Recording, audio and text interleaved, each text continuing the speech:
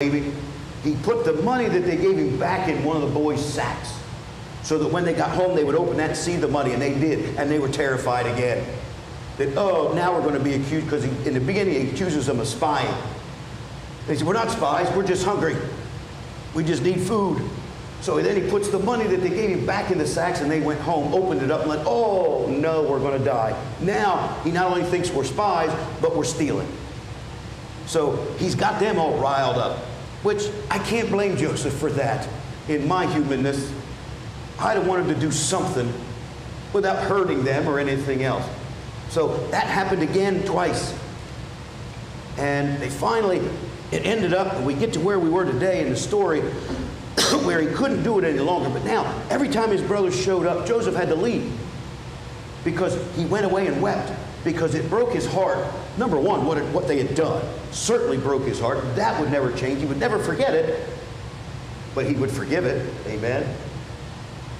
Because that's what God led him to do. God led him to act with mercy, to not give them what they deserved. And then to give them, on top of that, give them what they didn't deserve. And God did that through Joseph.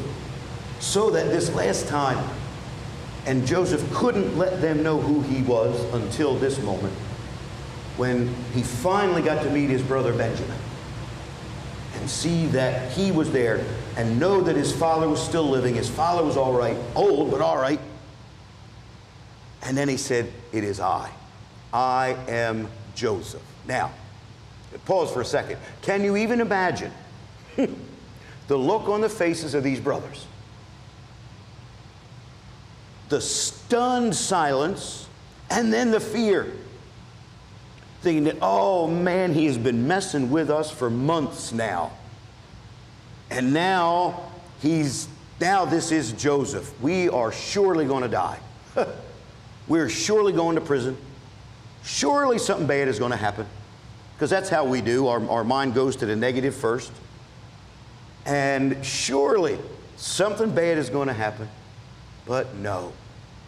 It was nothing but mercy, grace, and love.